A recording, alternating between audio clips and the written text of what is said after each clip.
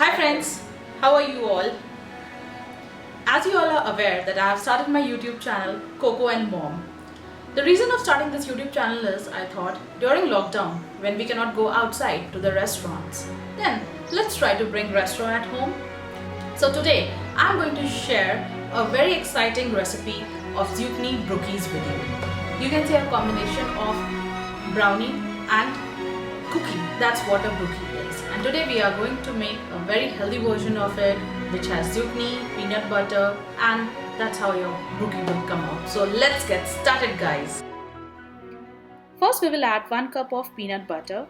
This is homemade cocoa flavored peanut butter which I am using.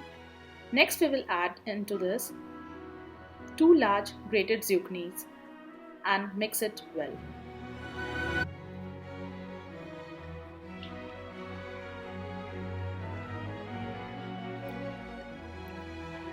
Adding to this 2 tablespoons of pure honey. And now adding 1 teaspoon of vanilla extract to give it a nice flavor. Now we will sift in the dry ingredients. First sieving 1 cup of whole wheat flour. Then adding to it half a cup of oats flour. Now add to it 1 to 1/2 teaspoon of baking soda. Now we will fold everything lightly so that there are no lumps of any dry ingredients. Be careful here not to mix too much, otherwise your brookie will be dense. Once your batter is ready, adding to it half a cup of roughly chopped walnuts to give it a crunchy texture. Mix gently and now we put it in a greased and dusted baking mold. Tap the mold after pouring in the batter. Let me tell you guys, the consistency of the batter here will be thicker than that of a cake batter. Now this goes inside a preheated oven at 180 degrees for 15 to 20 minutes.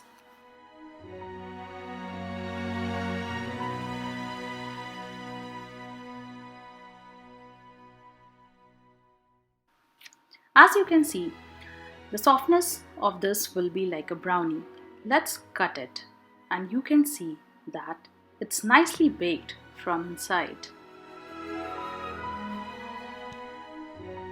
A lot of you would be wondering what different can be done in this recipe. So for that, let me give you some important tips.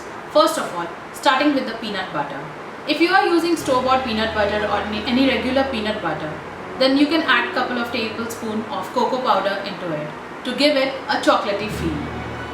Second point, I have used here zucchinis. You can even substitute it with red carrots or any other vegetable which has low water content. But please do not try it with cucumbers, otherwise it's going to be a mess.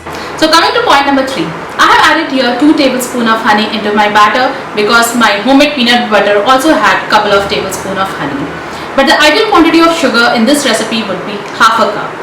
And you can even substitute the powdered sugar with coconut sugar or jaggery powder. This recipe contains 1.5 cup of flour and I had used whole wheat flour and oats flour. But you can substitute it with any flour of your choice. So what you're waiting for? Now do give it a try and let me know how it turns out, and do not forget to click on the bell icon and subscribe to Koko and Mom for such exotic and healthy recipes.